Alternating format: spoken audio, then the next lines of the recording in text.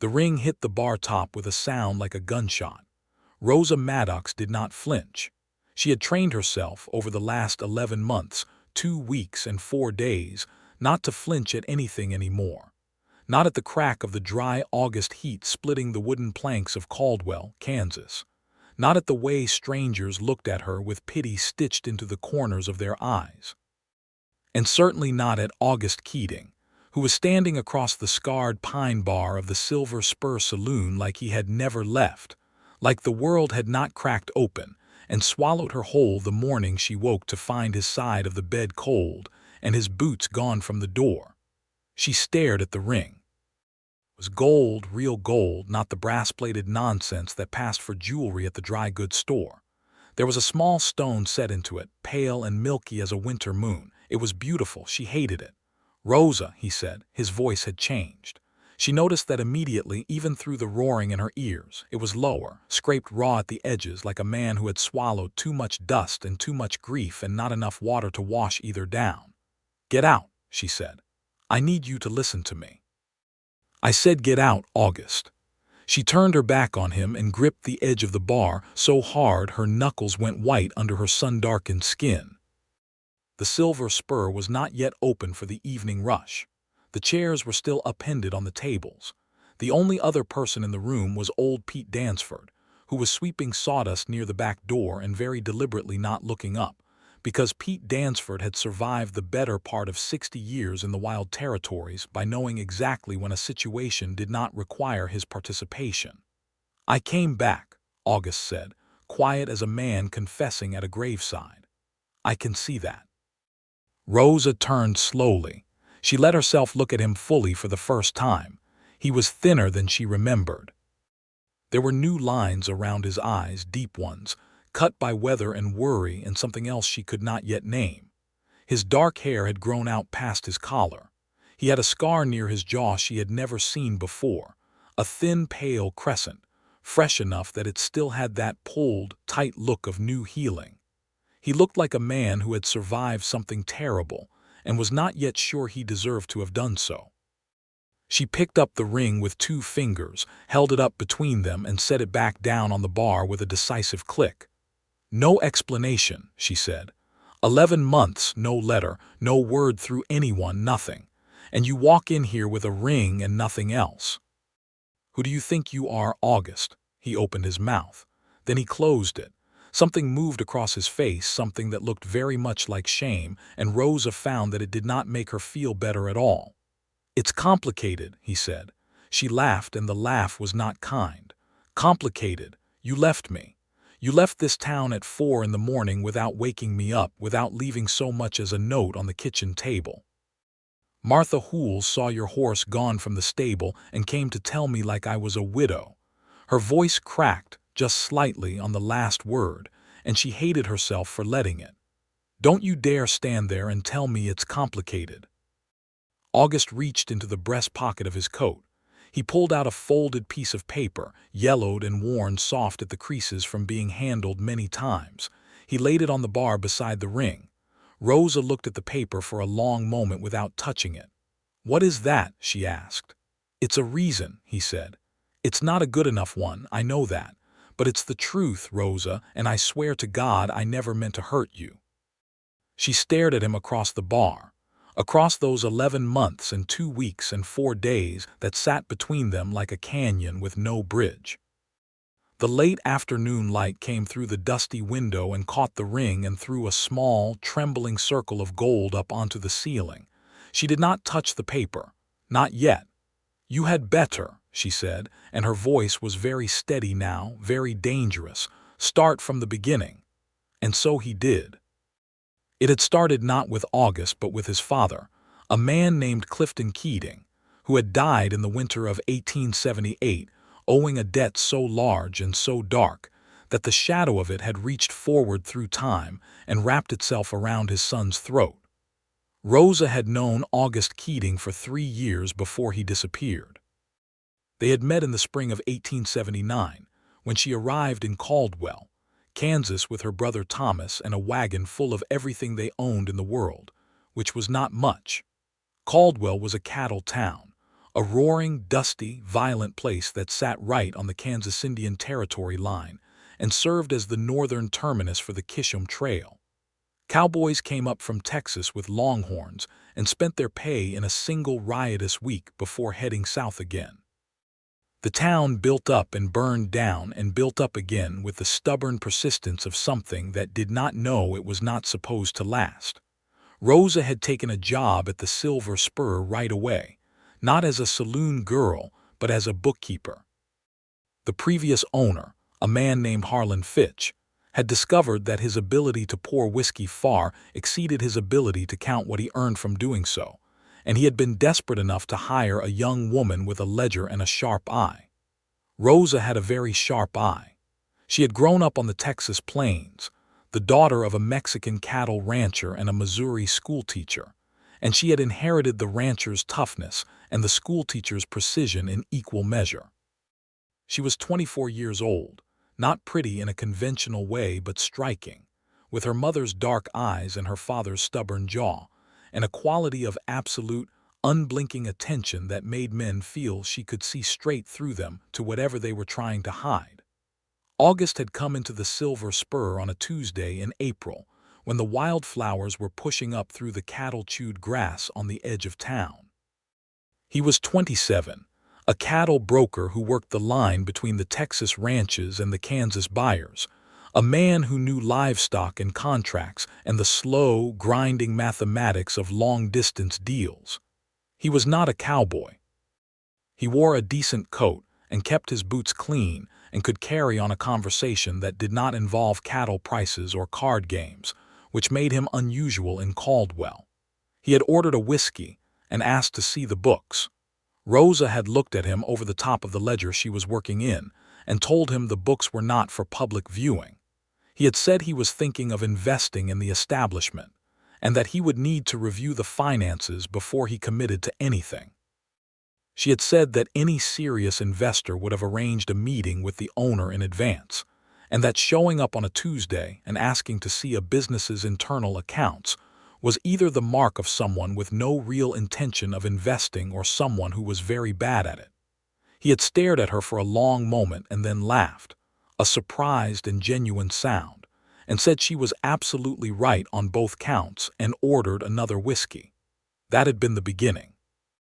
They had circled each other for 6 months before either of them admitted to anything.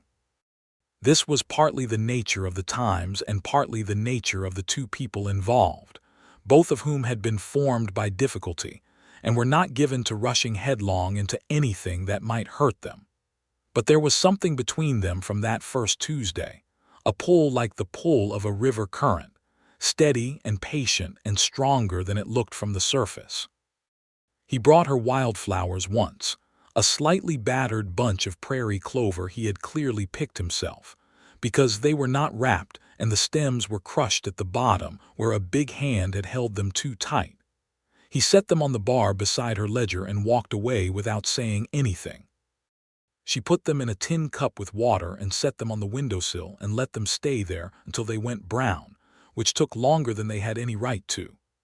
They talked for hours on the evenings when the saloon quieted down, about everything, about the cattle trade and the way the railroad was changing it, pushing the trail drives further west as the Kansas farmers fenced off more land and agitated to keep the longhorns out, about the territory to the south, and what it meant that so much of the country was still being claimed and contested and taken, about his childhood in Missouri and hers on the Texas plains, about her father's land that had been reduced by bad seasons and worse luck to a fraction of what it had been, about his mother who had died when he was 15 and left him and his father alone in a house full of silence. He kissed her for the first time in October of 1879, on the back step of the Silver Spur, while the harvest moon sat fat and orange above the water tower, and the night smelled of wood smoke and dry grass. It was not a tentative kiss. It was the kiss of a man who had been thinking about it for 6 months and had finally run out of reasons to wait, and Rosa had kissed him back with the same certainty, both hands flat against his chest, feeling his heart pound under her palms like something caged.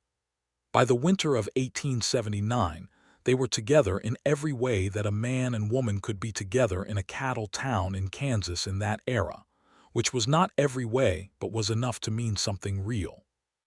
He came to her small rented room above the dry goods store. They cooked together over her little iron stove. She read to him from the books she ordered from back east, and he told her about the territories he had ridden through, the strange and beautiful and brutal places that spread out west of everything she had ever known. She had started, quietly and privately, to think about what it would mean to stay, to build something here, with him. She had not said this out loud. She was not a woman who said the important things out loud until she was sure of the ground beneath her feet. And then the morning of January 14th, 1880, she woke up alone. Rosa had lain in bed for a full 10 minutes before she accepted what the emptiness of the room was telling her. Then she had gotten up, dressed, and gone downstairs and walked through the cold gray morning to the livery stable, where she already knew with the certainty of dread that his horse would be gone. It was. She had stood in the empty stall for a long time. The weeks that followed had been the worst of her life, which was a significant statement for a woman who had survived drought and death and dispossession. She had continued going to work. She had continued keeping the books with her usual precision. She had not cried in public once, which the people of Caldwell took to mean she was either very strong or had not cared as much as everyone thought. Most people assumed the latter. Most people were wrong. Thomas, her brother, had offered to go looking for August. Rosa had told him no. If a man left without a word, she said, the only dignified thing a woman could do was let him go.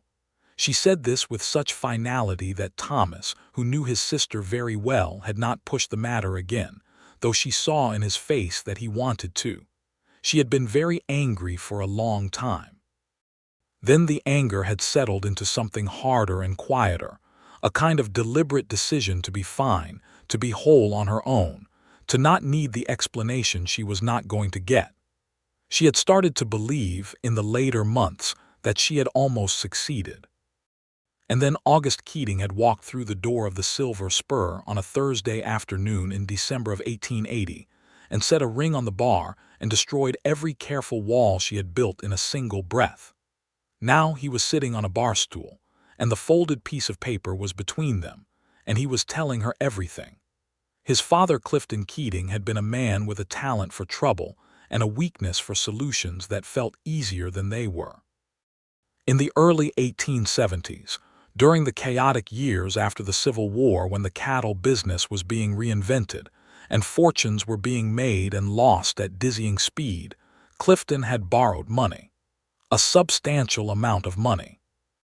He had borrowed it from a man named Decker Vane, who operated out of Abilene and whose legitimate cattle brokerage was the public face of an operation that was considerably less legitimate in its details. Decker Vane was, in the plainest terms, a criminal. He ran stolen cattle.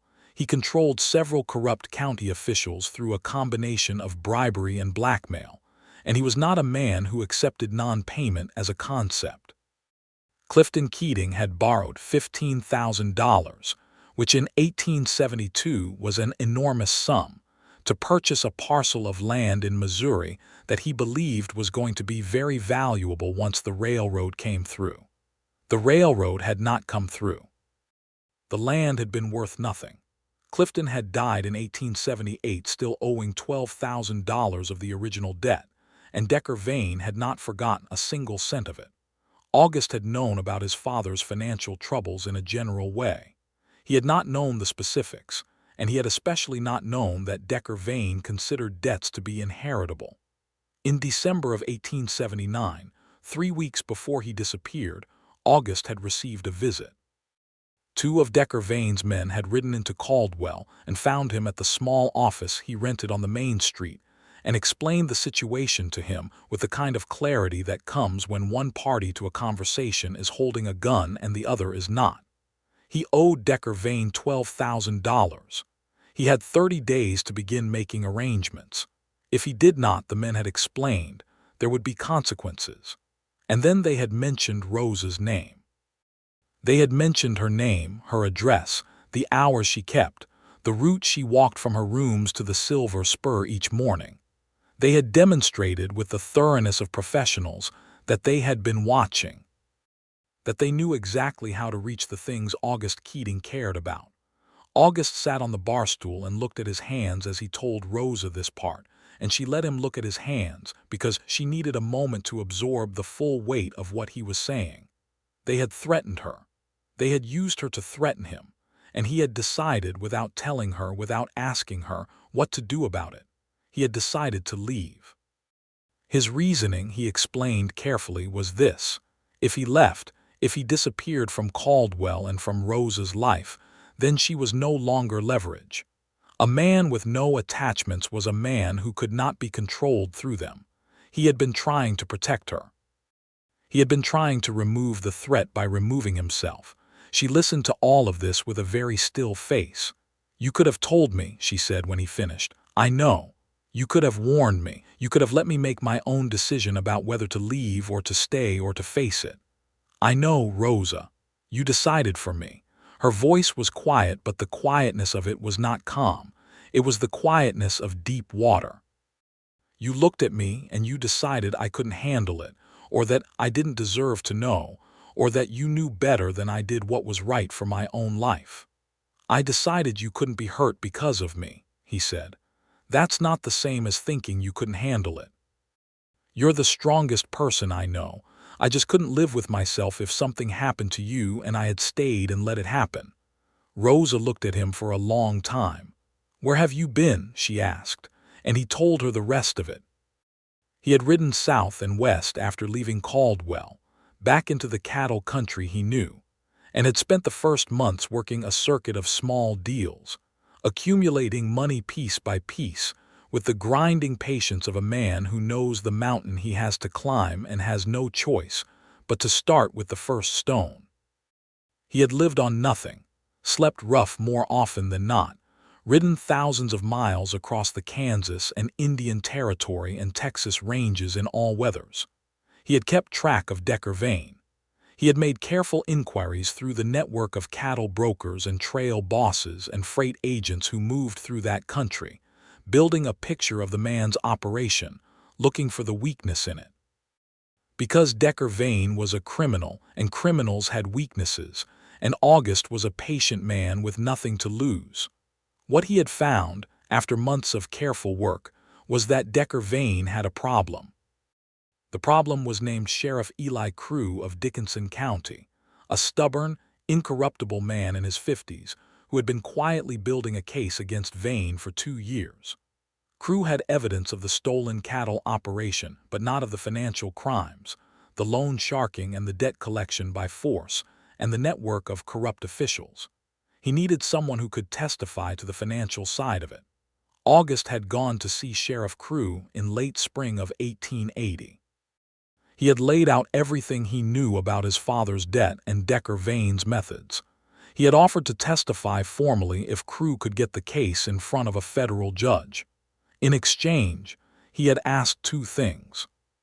First, that the debt be declared void, as it had been collected through coercion and had been transferred illegally across state lines in a manner that violated federal commerce statutes. Second, protection for a woman named Rosa Maddox in Caldwell, Kansas, until the case was concluded and Vane was no longer a free man. Sheriff Crew had agreed. The case had taken 6 months to build properly. 6 more months of August riding and testifying and waiting. 6 more months of Rosa not knowing any of this was happening. 6 more months of her believing herself abandoned. Decker Vane had been arrested in October of 1880 and was currently awaiting trial in a federal facility in Topeka. His operation was dismantled. His associates had scattered. The debt was gone, and August had found himself free for the first time in almost a year to come home. He had bought the ring in Abilene on his way back, from a jeweler who had a small selection of decent pieces, and he had ridden to Caldwell carrying it in his breast pocket, next to the letter he had written and rewritten a dozen times trying to explain himself. And he had walked into the Silver Spur, because he could not stand 1 more minute of the distance he had put between himself and the only person who had ever made Caldwell feel like anything more than a place he happened to work. When he finished, the saloon was fully quiet. Pete Dansford had long since found somewhere else to be. The afternoon light had shifted to early evening gold, coming low and long through the dusty windows. Rosa sat on the bar stool she had moved around to her own side of the bar sometime during his account of Eli Crew, and she looked at the ring, and she looked at August, and she thought about 6 months of lying awake in the dark making herself stop thinking about him, and 6 months of telling people she was fine, and all the careful architecture of surviving that she had constructed brick by brick in the long, cold space of his absence. "You should have told me," she said again. Not in anger this time, in something sadder and more complex than anger. "Yes," he said, "I would have stood beside you through all of it. I know that now. Did you know it then?" He was quiet for a moment. "I was afraid," he said, "not of vain. I was afraid that if I told you, you'd try to stay, and I would let you because I wanted you to stay, and then something would happen to you and it would be my fault. I was afraid of loving you more than I was afraid of losing you." She absorbed that. She picked up the ring. It was heavier than she expected, solid and real in her palm. She turned it in her fingers, watching the stone catch the evening light. "This is not an explanation," she said. "It's a ring. You walked in here and put a ring on a bar with no words attached to it. That's not an ask, August. That's not even a question." He reached across the bar slowly, giving her every chance to pull back, and covered her hand with his. His hand was rough and warm, and she knew every line of it as well as she knew her own. "Rosa Maddox," he said, "will you marry me? I know I have no right to ask it. I know I have to earn back whatever I broke when I left. I know it might take years, and I know you might say no right now, and I would understand that, and I would stay anyway, right here in Caldwell, and I would spend however long it takes showing you that I am not going to make the same mistake twice. But I need to ask, because I have spent 11 months thinking about nothing else." Rosa looked at him for a long, long moment. Then she stood up from the bar stool and walked around the end of the bar, and she put the ring down on the bar beside his hand, and she stood directly in front of him with barely a foot of space between them. "You left," she said, "and it hurt more than anything has ever hurt me. And I spent almost a year being furious with you and missing you so badly it felt like being hollowed out, and I told myself I was done with you. I told myself I had made peace with it." She paused. "I did not make peace with it."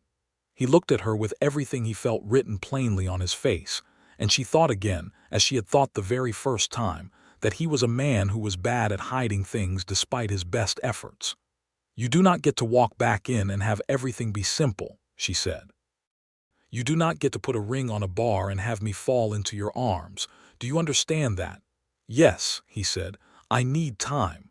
Whatever time you need. And I need you to understand that if you ever again decide to make a choice about my life for me in the name of protecting me, I will not wait for you to come back. Are we clear?" "Absolutely clear." She looked at him one more moment. Then she picked up the ring and put it in his hand and closed his fingers around it. "Keep that," she said. "Don't lose it, but don't assume anything." "All right. Are you staying in town? I'm going to look for a room at Dawson's boarding house tonight." "Good." She stepped back, put the bar back between them, the physical reality of it, the good solid pine. "Come back tomorrow, we'll talk more." He looked at the ring in his closed hand and then at her, and something in his expression was so completely what she remembered, that careful, hopeful patience that had made her fall in love with him in the first place, that she had to look away before her face did something she was not ready for it to do.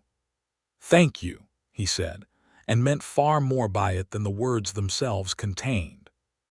After he left, Rosa stood behind the bar in the gathering dark of the Silver Spur and breathed very carefully and deliberately until her hands stopped shaking. Then she went and opened the windows to let in the cold December air, because the room suddenly felt like it did not have enough oxygen in it for everything she was feeling. The following days were not simple. Nothing worth having was ever simple, and Rosa had known since childhood that the things you most wanted were the ones that required the most courage to reach out and take. August was at the Silver Spur every evening when she finished her shift. He did not press. He did not ask questions she was not ready to answer. He sat at the bar and they talked, sometimes for an hour and sometimes for 3, and the conversations were different from what they had been before. Harder in some ways, because there were things they were navigating now that had not existed before. The wound of his leaving, the trust that had been fractured and would need to be rebuilt. But also different in a way that felt, underneath the difficulty, like something more solid than what they'd had, because they were not circling anymore. They were not being careful with each other in the way of people who have not yet admitted the full weight of their feeling. It was all out in the open now, the love and the hurt and the fear, and there was something almost relieving about that, the way a storm after a long, dry summer relieves even as it batters. Thomas Maddox came to find Rosa on the 3rd day after August's return. Thomas was 2 years younger than Rosa, built like their father, broad and weathered, with a tendency to silence that could be mistaken for slowness by people who did not know him. It was not slowness. Thomas thought carefully before he spoke, and when he spoke he usually said exactly the right thing. "He's back," Thomas said. This was not a question. "He's back," Rosa confirmed. "What are you going to do?" She was quiet for a moment. "I don't know yet." Thomas nodded slowly. He turned his hat in his hands the way he always did when he was working up to something. "When he left," he said, "you didn't cry." "Not once that I saw. You just went quiet like something got turned off. I didn't say anything because you told me not to go looking for him and I figured you had your reasons." He paused. "I never really believed you were done with him." "Neither did I," Rosa admitted. "I just didn't have a choice." "You have one now," Thomas said. He settled the hat back on his head. "I like him," he added, with the air of a man conceding a point in an argument that had only been happening inside his own head. "I always liked him. Just thought you should know." He left, and Rosa stood at the window of her rooms above the dry goods store and watched the main street of Caldwell below her, the familiar dust and board and industry of it, the cowboys and the merchants and the women with their market baskets, and thought about what it meant to choose something that had already hurt you. It meant you had to trust that the hurt was not the whole of it. That the whole of it included everything else, the good and the real and the specific irreplaceable quality of a person that made them unlike any other person you had ever known. She had a conversation with August on the 5th evening that cracked something open in both of them. He had been telling her about the months working the cattle circuit, the long, difficult months of nothing but work and purpose and the absence of her, and he had gotten to the part about writing the letters, the ones he had never sent, and she had stopped him. "You wrote letters," she said, "dozens of them, and you didn't send them." "I couldn't. If Vane's people had intercepted them, they would have known where I was, and they would have understood he could still be used against me. I needed them to believe I had cut everything loose." "Do you still have them?" He was quiet for a moment. Then he reached inside his coat and produced an envelope, thick with folded pages. She took it from him and held it in both hands, feeling the weight of all those unsent words. "Can I read them?" she asked. "They're for you," he said. She read them that night, alone in her room by lamplight. They were not polished letters. They were the letters of a man writing in the dark, working through what he felt without hope of an audience, which meant they were more honest than anything he might have written knowing she would read them. He wrote about missing her specifically, not in the general romantic way, but in the particular way of a person who knew another person very well. Missing her habit of tapping the pen against her lip when she was concentrating, missing the way she made coffee by instinct rather than measurement, and it was always exactly right, missing the specific weight of her silence when she was thinking something through, which was different from all other silences.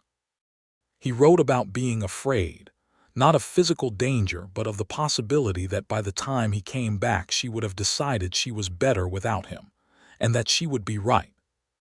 He wrote, in the second-to-last letter, a long and rambling and very honest account of the moment he had ridden out of Caldwell in the dark on that January morning, the way the town had looked behind him, the windows dark, the main street empty in the pre-dawn cold, and how he had felt like a man amputating his own arm, and telling himself it was surgery when he knew it was also cowardice. That part of his reason for not telling her was not just fear for her safety, but his own fear of her reaction, of her arguments, of the possibility that she would make him stay, and that he would not be strong enough to go. That honesty cost him something. She could feel it in the way the handwriting changed on that page, became smaller and more careful, and she sat with it for a long time, that he had not been solely heroic in his departure, that there had been ordinary human fear mixed in with the sacrifice. And she found, somewhat to her own surprise, that she loved him more for admitting it than she would have loved him for a cleaner story. On the 7th day, she told him she had read the letters. They were sitting in the Silver Spur after it closed, just the two of them in the lamplight, and she slid the envelope back across the bar to him and said, "I understand now, all of it." He looked at her. "I'm still angry," she said. "I think I'll be angry for a while, and I need you to know that doesn't mean I've decided against you. I can be angry and still want to find our way forward. Both things can be true." "Both things can be true," he agreed quietly. "I have one more question," she said. "Anything. When you rode out that morning," she said, "what were you thinking about? Not the danger, not Vane. What was the last specific thing you thought about before you put the town behind you?" He was still for a long moment. "You were sleeping," he said. "I came back to the room before I left, just to the doorway. You were asleep, and your hair was loose, and you had one hand under your cheek like you always do." He paused. "I thought that if I was wrong about any of it, if it turned out that leaving was the wrong choice and I had given you up for nothing, I would have to live with that specific image for the rest of my life, and I would deserve to." Rosa's eyes stung just briefly, and she pressed her lips together and breathed through it. "You'd better not lose that ring," she said, and her voice came out roughly but steadily. He stared at her. "I'm not saying yes right now," she said clearly. "I'm saying keep it. And stop staying at Dawson's boarding house because you're wasting money you apparently worked very hard to earn. And Thomas has a spare room he has offered to about 4 different men since summer, and they've all turned it down because the roof leaks in one corner. It probably wouldn't bother you." "It wouldn't bother me at all," August said, and the brightness in his face was almost painful to look at. "Good," she said. "Don't read into this." "Absolutely not. I mean it, August." "Rosa," he said, and the way he said her name, the exact way he had always said her name, like it was both familiar and precious, like he was aware every time of the privilege of being allowed to use it, undid about 6 months of her careful reconstruction in a single syllable. "I understand." He moved into Thomas's spare room, and the roof did not bother him at all, and December in Caldwell settled into the kind of cold that crept under doors and made the dry grass crackle underfoot, and August began what he had promised to begin, the work of earning back what he had fractured. He was not dramatic about it. He was not performing. He understood that grand gestures were not what Rosa needed, that what Rosa needed was consistent reality, proof over time rather than declarations in the moment. He showed up, every day. He was there at the Silver Spur when she needed an extra hand moving a delivery of whiskey casks because Harlan Fitch had failed to arrange enough boys for the job. He was there when the dry goods store's bookkeeper quit without notice and the owner, Mr. Dawes, came to Rosa in a panic because she was the only other person in town who could read a balance sheet. And August spent 3 days sitting with Rosa at the Dawes store, going through 6 months of chaotic accounts and helping her organize them back into sense. He met her brother Thomas for a real conversation, not the careful politeness of before, but an actual reckoning. The two of them sitting over coffee at Thomas's kitchen table on a Sunday morning while Rosa was at church, talking about what had happened and what August intended. And Thomas, who did not give his trust easily, listening with the serious, unhurried attention of a man who was deciding something important. Afterward, Thomas told Rosa that he thought August meant what he said. Rosa said she knew he meant it. Thomas said that was not the same as knowing whether to trust it. Rosa said she knew that too. Christmas came to Caldwell in the way Christmas came to cattle towns in that era, without much ceremony but with a certain warmth that the cold made seem more necessary. There were pine boughs cut from the creek timber and hung above doors, and a dance at the town hall organized by the women of the Methodist congregation, which was the social event of the year in a town where social events were not abundant. August asked Rosa to the dance. He asked her carefully, without presumption, at the bar of the Silver Spur a week before it, laying the invitation out like an offer she was entirely free to decline. She said yes without hesitating, which surprised them both slightly. The dance was a proper one, fiddle and concertina, the whole length of the town hall cleared and lit with oil lamps that made everything golden. Rosa wore her good dress, a dark green wool she had made herself the previous winter, and pinned her hair up with the tortoiseshell combs her mother had given her. She looked, August told her when he came to collect her from Thomas's house, exactly like herself, which was the best way he knew to put it. He danced well, which she had not known, having never danced with him before. He had the natural physical sureness of a man comfortable in his own body, and he danced with the same quality of attention he brought to everything, completely present, as if there were no other room and no other woman, and nothing more important in the world than this exact dance in this exact moment. Between sets they stood near the wall, and she told him about a letter she had received from her father in Texas, who was thinking about selling the last of the ranch land. And August listened, and asked the right questions, and gave his honest opinion when she asked for it, which was that her father was probably right, that the small ranches in that part of Texas were having a very hard time of it with the fencing and the drought cycles, and that there might be more security in the sale than in holding on, but that he understood why it was a painful thing regardless of the practical reality. She watched him talk and thought, I know this person. I know exactly who he is.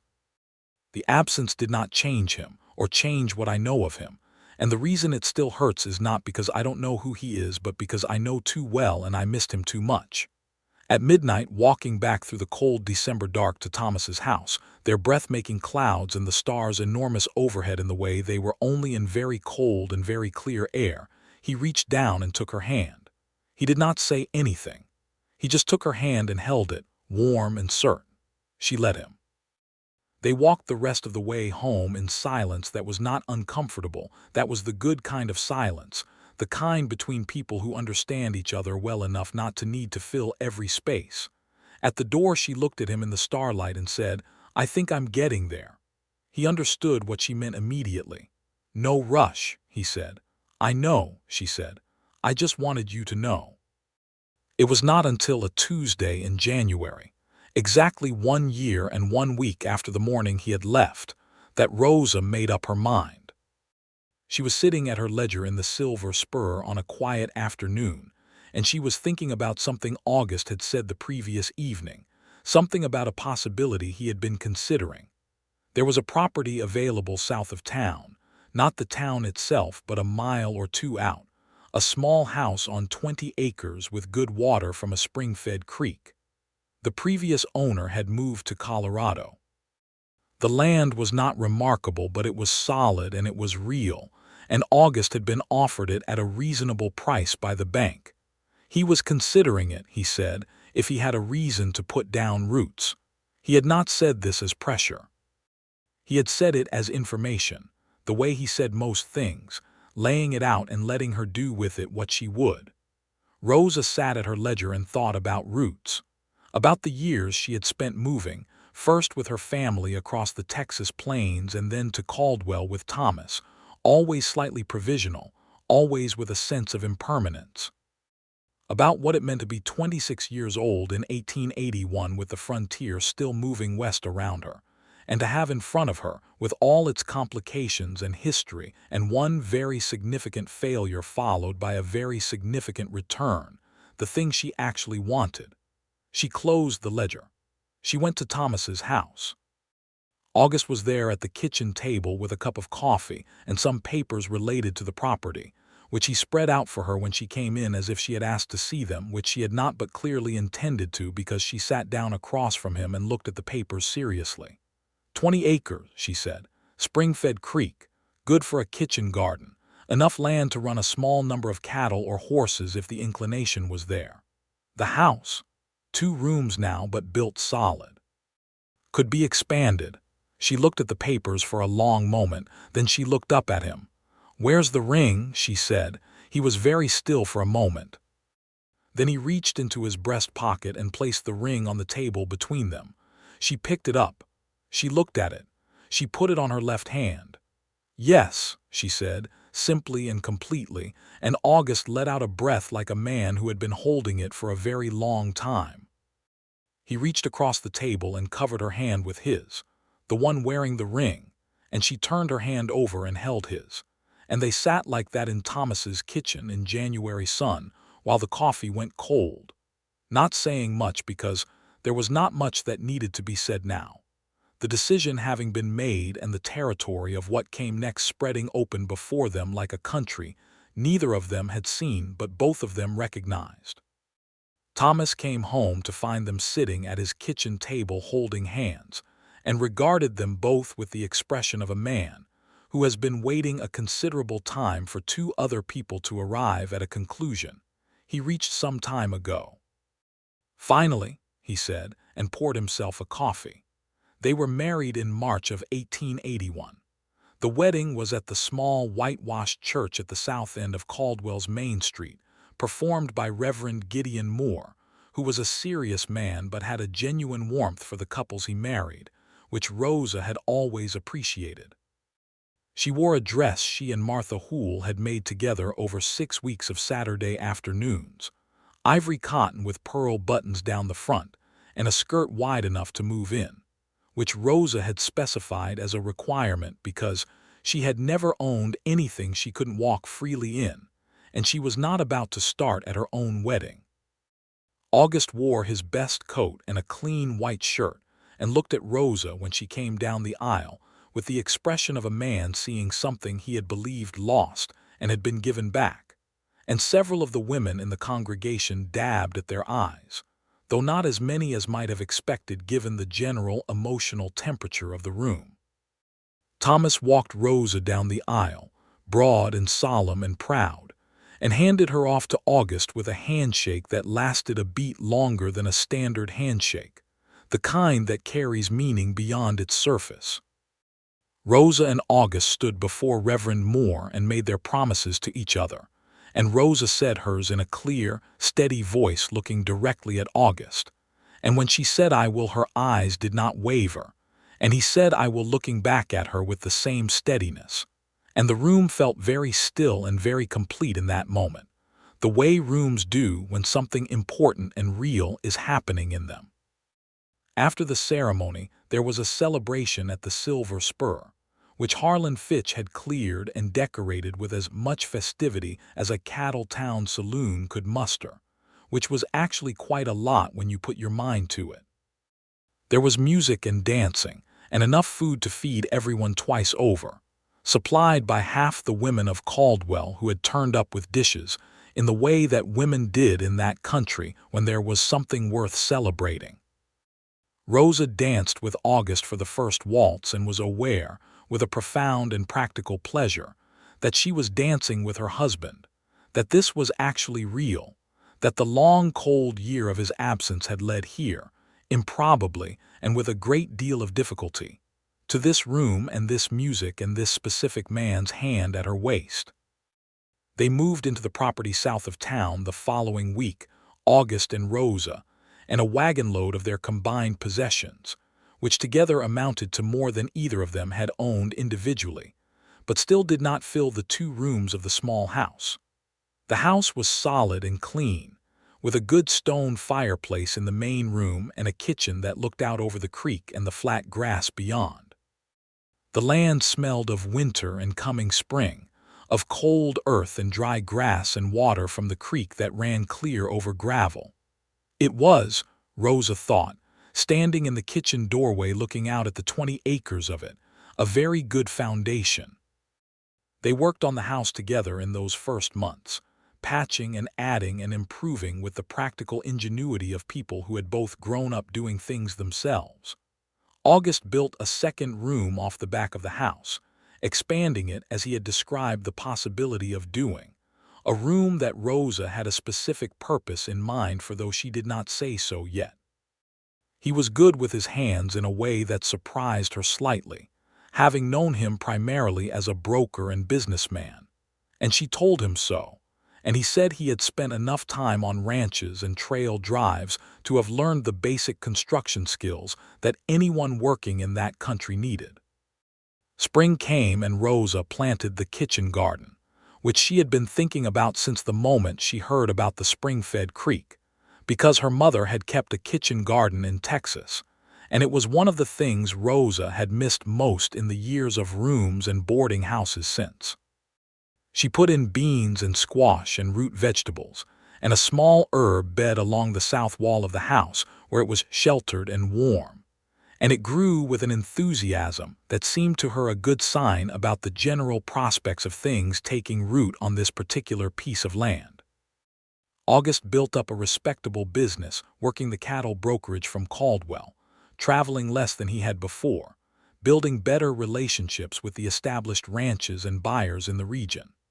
The cattle trade was changing, the trail drives getting shorter as the railroad reached further south, and August was quick enough to see the changes coming and adapt to them rather than mourning what was passing, which was the quality that separated the brokers who survived the 1880s from the ones who did not.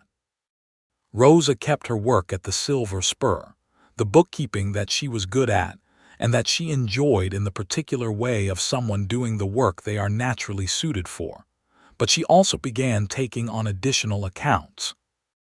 The bank asked her in the summer of 1881 if she would be willing to review their books quarterly, having heard from Mr. Dawes that her organization of his accounts the previous winter had been the most competent financial work he had seen since the previous bank manager left for Denver. She agreed, negotiated a fair fee for the work, and did it with the same precision she brought to everything. They found a rhythm, the way married people who are well suited to each other do, a daily rhythm that was deeply ordinary in its substance and deeply satisfying in its ordinariness. They disagreed sometimes about practical things, about decisions relating to the property or the business or how to handle a particular situation, and the disagreements were real because they were both people with definite opinions. But they had the conversations honestly, with the respect of two people who had learned the hard way what was at stake when communication failed. Rosa did not pretend she had fully let go of the anger about his leaving. She had said it might take time, and it did take time. There were moments, rarely, when the feeling of that cold, empty room came back to her, and she would go quiet in a way August recognized and did not press, and later she might say, "I was thinking about January again," and he would sit with her in that and not try to fix it or justify it, just be present in it, which was what she needed. And there were moments in the other direction, equally honest, when she would look at him across the kitchen table or in the evening light of the main room and feel something so complete and uncomplicated that it was almost startling, the way it sometimes startled her to realize how fully she trusted him again, not with the blind trust of before, but with the harder-won trust of a person who knows the failure that is possible and has chosen to trust anyway.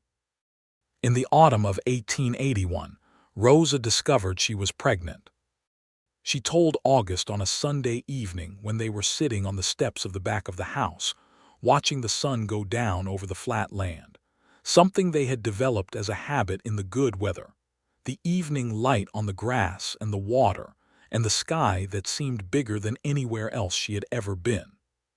She said it plainly, the way she said everything, and he was quiet for a moment, and then he turned and looked at her with an expression that she had never seen on his face before, something raw and new and completely unguarded, and he put his arm around her and she leaned into him, her head against his shoulder, and they sat in the evening light together, not saying much because the moment was too large for ordinary language. He was afraid, she knew. She was afraid too. This was the frontier in 1881, and the specific fears of pregnancy and birth in that time and place were real and not to be minimized. But they were both people who had learned that fear was not a reason not to move forward, only a reason to be careful and serious about the path. The winter of 1881 was long and hard, one of the harder winters Rosa could remember, with weeks of deep cold that kept them mostly inside and made the house feel very small and very warm and very complete. August took advantage of the enforced stillness to work on the expansion of the house more seriously, adding to the back room and beginning a second addition that would give them more space when the spring came and the family grew. Rosa found, somewhat to her own surprise, that she liked the forced proximity of the hard winter. She had always been someone who valued her own space, her own quiet, and she had wondered sometimes in the months before they married whether she would find the constant company of a shared life too much. She did not find it too much. She found it, with August specifically, the right amount. He was a man who respected her need for silence and her need for space within the shared space of their life, and she respected his, and they had developed an unconscious fluency in each other's needs that made the close quarters of the long winter feel like something to be grateful for rather than endured. In April of 1882, Rosa gave birth to a son. They named him Clifton James Keating, the first name for August's father, which was a complicated choice but an intentional one, a way of acknowledging the shadow that had started all of it and placing it, named and known, in its proper position in the history of their family. The middle name was for Rosa's father. Clifton James was a large, vigorous, enormously opinionated baby who had an opinion about everything from the first week, and communicated it without ambiguity, which both his parents found entirely predictable given his parentage, and not remotely surprising.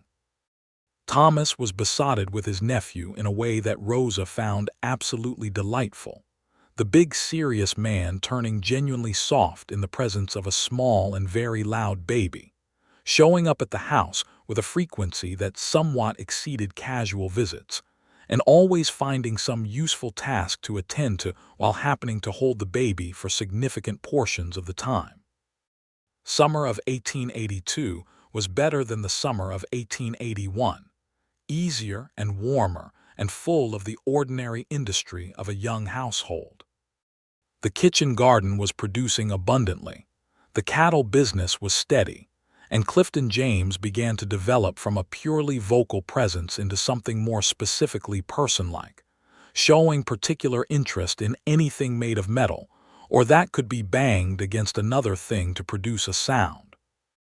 There was a moment in that summer, a specific afternoon in July, that Rosa held on to afterward as the moment she understood fully that the whole tangled, complicated history of them had resolved into something real and permanent.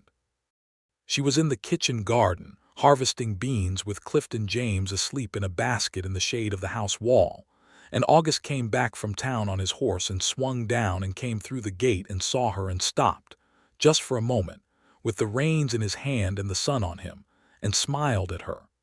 It was not a dramatic smile. It was the ordinary smile of a man coming home to his life, easy and warm and completely at ease. She had seen that smile 100 times and she expected to see it 1,000 more, and in that moment she understood that was the whole of it, that was everything, that ordinary smile in ordinary afternoon light, the continuity of it, the steadiness of it, the fact that it was not going anywhere. "How was town?" she asked. "Fine," he said. "I stopped at the dry goods and they had a delivery from back east. There were some books in the freight. I got you too." She looked at him with great warmth. "Which ones?" He told her and she approved his choices, which were good because he knew her tastes by now as well as he knew his own, and he tied the horse at the post and came into the garden and crouched down beside the basket and looked at Clifton James sleeping with the concentrated attention of a man who finds the sleeping face of his son genuinely riveting, which August did.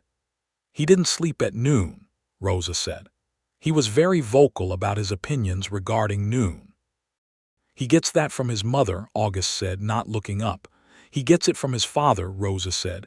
You have opinions about Noon as well. Fair, August said. Rosa went back to harvesting beans, and August took over watching the baby in the way he always did when he was home, that complete and comfortable assumption of participation in whatever was happening. And the afternoon continued around them, ordinary and golden and sufficient.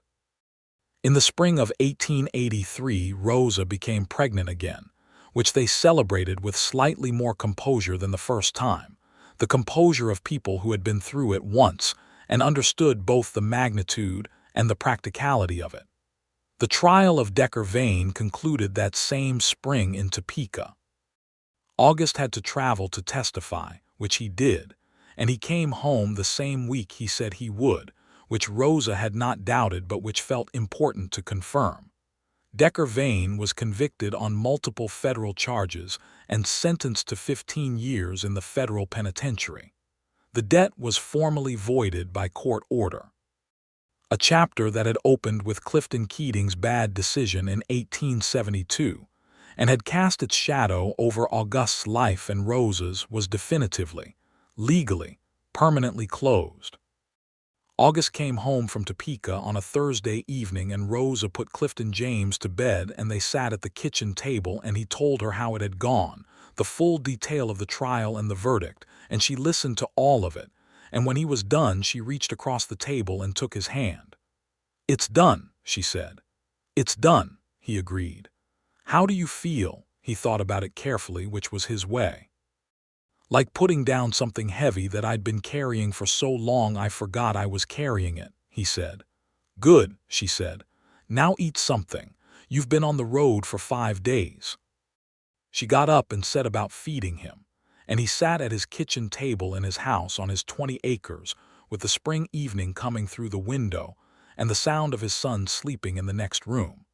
And he thought that there was no adequate language for what he was feeling, that the English language had not yet developed a word for the specific quality of a life that had come through difficulty into this ordinary kitchen in this ordinary evening. And that was all right because he did not need to name it, he only needed to live it. Their second child was born in December of 1883, a girl, born in the coldest week of the year in the house that August had been steadily expanding all through the summer and fall, so that it was now a proper 4-room house with a real kitchen and a large main room and 2 bedrooms and plans for a third. They named the girl Cecilia Me Keating, and she arrived with considerably less vocal protest than her brother had, surveying the world with dark, serious eyes from her very first hour, and appearing to find it adequate for her purposes. Clifton James was a year and a half old and had opinions about his sister that were complex and ongoing, primarily centered on the question of why she was so small and what precisely she was doing in his house. These concerns were addressed with the patient logic that both his parents applied to him as a matter of course, and he gradually revised his assessment of Cecilia Me upward as she became more interactive and interesting. Thomas found a wife. This happened in the spring of 1884, when a woman named Helen Briggs arrived in Caldwell to take up a position teaching at the school the town had finally established, being now large enough to sustain an actual dedicated schoolhouse. Helen was from Ohio, 25 years old, sharp and funny and unexpectedly tough in the way that women from Ohio who chose to come to Kansas cattle towns in 1884 tended to be. Thomas encountered her in the way small towns inevitably arrange their encounters, repeatedly and from all angles, until the repetition resolved into intention, and by the end of the summer he had asked her to dinner, and by the fall he had asked her to stay and she had said yes. Rosa liked her enormously. August liked her because Rosa liked her, and because she was good for Thomas, who had been serious for too long and needed someone to make him laugh regularly, which Helen did with magnificent ease. Thomas and Helen were married in the same whitewashed church at the south end of Caldwell's Main Street in November of 1884, and Rosa stood at Thomas's side of the ceremony, the mirror position to what Thomas had done for her, and felt the particular joy of seeing someone she loved deeply making the right choice with the right person. By 1885, Caldwell was changing. The cattle trade was shifting further west as Kansas farmers successfully lobbied against the trail drives, and the railroad was reaching deep into Texas, making the long trail drives less necessary with each year. The town that had roared with Texas cowboys every summer was quieting, becoming more of a settled community and less of a terminal point for the Kishom Trail. Some people left, others adapted. August adapted. He had seen it coming and had been building relationships with the railroad companies and the feedlot operations that were replacing the old trail drive model, and he shifted his business accordingly, becoming one of the more successful cattle brokers in the region precisely because he had moved early and was not trying to hold onto a way of doing things that the world was leaving behind. Rosa's bookkeeping work expanded considerably as the town settled into a more stable commercial life, and the bank grew in importance. By 1885, she was effectively the primary financial auditor for half the businesses on Caldwell's Main Street, and she was good enough at it that people came to her from Wichita and Wellington asking for her services. She was considering, not very secretly, whether there might be a way to formalize this into something more official, a proper accounting practice with her name on the door. August encouraged this without reservation. He understood, as a man who had built his own livelihood out of knowledge and relationship, exactly what it meant to want to be recognized for the competence you had developed, and he did not have a single reservation about his wife having a business with her name on it. On the contrary, he thought it was exactly right and said so, and meant it. The accounting practice opened in the spring of 1886, a small office on Caldwell's Main Street, Rosa Maddox Keating, Accounts and Financial Services, the lettering on the glass of the door neat and precise and entirely satisfying every time she unlocked it in the morning. Their third child, a boy they named Edgar Thomas Keating, was born in the summer of 1886, and by now Rosa and August were so practiced at the rhythms of new children, the upheaval and the exhaustion, and the specific wild tenderness of a new small person arriving and changing the shape of everything, that they moved through it with a competence that did not diminish the feeling but held it steadily. Clifton James at 4 was a person of enormous energy and very specific interests, currently focused on horses and on the question of where weather came from. Cecilia Mee at 2.5 was observing everything with her serious dark eyes and storing it all up, speaking less than her brother but with considerably more precision when she chose to. Edgar arrived into this household and was received with the solemn enthusiasm of two small people who had established their positions in the family and were prepared to accommodate a new member if he came correctly. The years of the late 1880s in Caldwell were the years of settling in the deepest sense, the slow, solid work of building a life rather than the dramatic urgency of the events that had started it. Rosa's practice grew. August's business thrived. The house grew a 5th room and then a 6th, not out of ambition, but out of the simple arithmetic of 3 children and the regular presence of Thomas and Helen next door, who had built on the adjacent property and whose own family was expanding. They had disagreements in those years, real ones, some of them sharp, about money and about how to handle a difficult situation with a rancher August was dealing with who turned out to have been dishonest about the condition of his stock. About a decision Rosa made regarding a client that August thought was too generous, and she thought was a matter of principle. About the question of how far into the future to plan, August being constitutionally inclined toward security and Rosa being more willing to take calculated risks. But the disagreements never became the kind that eroded the foundation. They had been through something harder together, had been separated by something more damaging than any disagreement, and that knowledge gave them a perspective on ordinary conflict that kept it in its proper place. They fought and resolved, and came back to each other with the efficiency of people who have no interest in prolonged distance. There was an evening in the winter of 1887, Clifton James 5.5 and Cecilia Me 3 and Edgar 1, and the house full of children and the cold outside pressing against the walls, that Rosa found herself thinking about that first evening after August's return, the ring on the bar of the silver spur and the vast justified anger of it, and how impossibly far away that felt from this crowded warm kitchen and this life. August was reading aloud to Clifton James from one of the books Rosa had ordered, and Cecilia Me was sitting next to him with a rag doll in her lap, not officially listening but clearly listening, and Edgar was asleep in the other room, and Rosa was working at the kitchen table on a set of accounts for the bank with half her attention on the numbers and half on the room. She watched August read and thought about all the ways that time did not erase things but accumulated around them, the way sediment accumulated around something left in a river, covering it slowly until it was part of something larger, and the original thing was still there in the center of it but held now by everything that had grown around it. "What are you thinking about?" August asked, looking up from the book, because after 8 years he knew when she was not entirely focused on her ledger. "Nothing in particular," she said. He regarded her with mild skepticism and went back to reading. "History," she amended after a moment. He glanced at her over Clifton James's head. "Good history or bad history? Both kinds," she said, "mixed together." He nodded slowly, understanding what she meant in the efficient shorthand of married people, and went back to the story.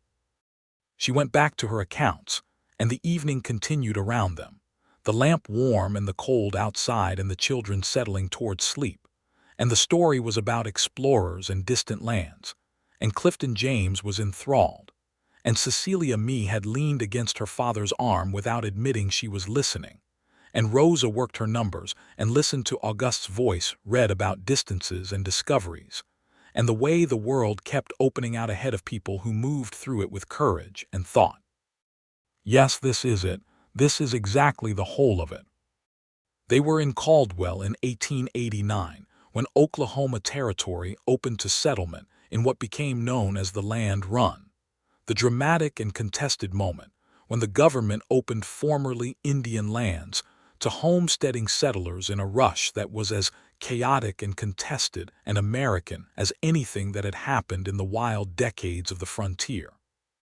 Rosa watched the news of it come through with the awareness she had always had of the injustice woven into the territory's history, the cost to the people who had been pushed off that land as it was redistributed, the way expansion was always built on someone else's loss. She talked about this with August and with Thomas and with Helen, the complexity of living in a place and time whose creation had required suffering that should not be ignored or prettied over. August, who had spent enough time on the border of the Indian Territory to have seen something of the reality of what these years had meant for the nations pushed into it, agreed with her. Thomas agreed.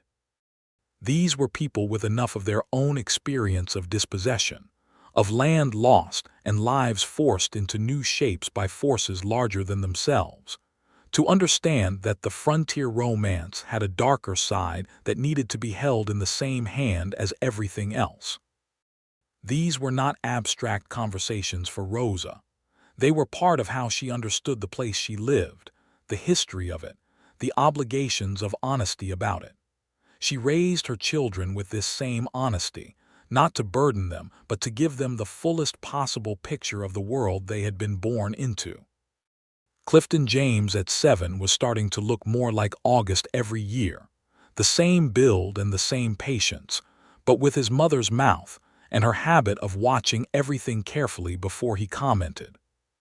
Cecilia Me at 5 had Rosa's dark eyes and her father's stubbornness, and a quality of absolute certainty in her own positions that was going to serve her very well or very badly depending on the circumstances. Edgar at 3 was entirely himself, round and cheerful and interested in everything, having apparently decided that the world was a fundamentally agreeable place and saw no reason to revise this view. The family was comfortable, not wealthy in the extravagant sense, but financially solid in the way of people who have worked carefully and planned ahead and not taken more than they needed.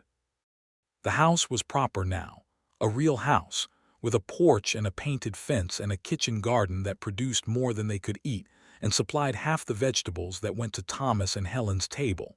Rosa had a practice and a reputation and work that challenged and satisfied her. August had a business he had built and rebuilt through change and was still building. They had friends in Caldwell, real ones, the kind built over years of shared life in a small town. They had Thomas and Helen and their children next door. They had the 20 acres and the spring-fed creek and the evenings on the back steps, watching the sky go enormous and purple over the flat Kansas land. They had their history, all of it, the leaving and the returning and the hard year between and the slow rebuilding, and all the ordinary extraordinary years after. They had the ring that had sat on the bar of the Silver Spur on a December afternoon in 1880, and the long silence after August said, "Will you?"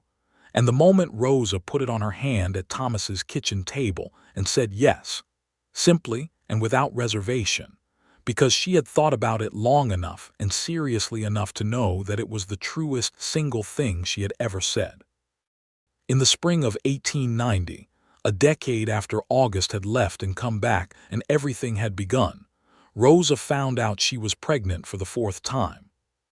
She was 35 years old and not surprised and not alarmed, and she told August on the back steps in the evening exactly as she had told him the first time, looking at the flat land and the enormous sky, leaning against his shoulder while the spring dark came in soft and smelling of new grass. He held her hand the way he always did, the ring on her finger between their joined palms. "We're going to need the 7th room," he said.